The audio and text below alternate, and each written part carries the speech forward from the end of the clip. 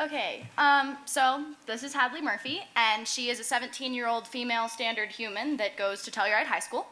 And she is presenting currently with nerves, and we're treating her, and she should be able to go home in a couple of hours, hopefully.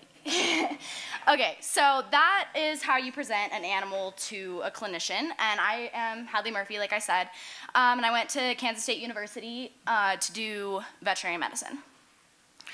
So I was in Manhattan, Kansas, and because it's not actually Manhattan, it's called the Little Apple, and I worked at the Veterinary Health Center at Kansas State University for 6 weeks. So during my internship, I worked part-time for 3 weeks in the small animal hospital side of Kansas State in Mosier Hall, and so I did 3 weeks of small animal. One of those weeks was spent on surgery. One of those weeks was spent half on surgery and half on exotics, and then the other 2 weeks were spent just on general small animal medicine. And then this is the back side of Mosier Hall, and that's where I did my large animal side, and I did half of those 3 weeks on large animal on equine and half of that on food animal. So during my internship, some of the general dress code that I was under was that I had to wear scrubs a lot. I got to be present in a lot of surgeries, got to help a lot. Lab coat was pretty standard for small animal, and we had to wear slacks and like a nice shirt so that we could look presentable, and this lab coat was obviously too big. I got a new one partway through my internship because one of the students loaned me one instead of my vet professor loaning me one. And then on large animal, we wore khakis or jeans and polos. So here are some of the machines that I worked with during the course of my internship, and I got to do a lot of different things on small and large animal, working with blood, working with different animals, working with all kinds of the different organ systems and everything, which was very cool to do. And then some really memorable things were getting to be present in a lot of surgeries, and I actually got to help save an alpaca because he needed a blood transfusion and the oscillator was broken. So if I hadn't sat there oscillating blood for 2 hours, we probably would have lost that alpaca. And then also I got to work with not only real animals but also plastic animals.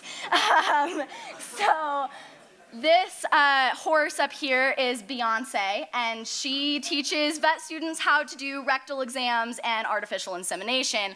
And so the vet professors can see inside of Beyonce and all of her organs and everything and make sure that you're finding the right things. And then this cow didn't have a name because the food animal people weren't as fun about that. But we got to practice calf pulling with this plastic cow. So you put the plastic calf inside the plastic cow, and you get to like hook chains around it and calf pull, which was cool. This is Jelly Bean. She is a polydactyl cat. And the cool thing about her is that Ernest Hemingway, the author, actually had an infatuation with polydactyl cats. So in his museum, they have a bunch of different polydactyl cats that are actually related to his original cats, which is really cool. And then this was probably the coolest part of my internship. I got to work on a tiger from the zoo. This is Malik, and he came in and needed a liver biopsy. So this is us prepping him for surgery, and during his surgery, he actually coded twice. His heart stopped beating for almost 22 minutes, altogether. There were 2 separate times, and so they had to switch out people 3 times, and it took us 15 minutes the first time to get his heart beating again, and then the rest of that time to get his heart beating the second time because we got him back and his heart stopped beating again. So it was really cool to work with him, and as far as I know, I mean, he's still alive and well and doesn't have any brain deficits or anything like that, so that was really cool. My advice to future pinterns: ask questions. Make sure to ask questions, because I spent so much time with medical terms just flying right over my head, and I spent hours every night Googling terms, trying to figure out what they mean. So make sure to ask questions when you have time. Take every opportunity presented. Some of the coolest surgeries that I saw were actually after hours at the vet school.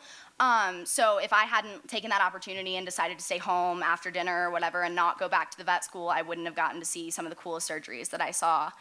Learn everything you can, and it's an amazing experience, so take advantage. I'd like to say thank you to Pinhead, specifically Sarah, and I'd like to say thank you to all my vet professors that I worked with. There were like 16 of them, and specifically Dan Thompson. And then I'd like to say thank you to my host sister and my family. So yeah. Yay.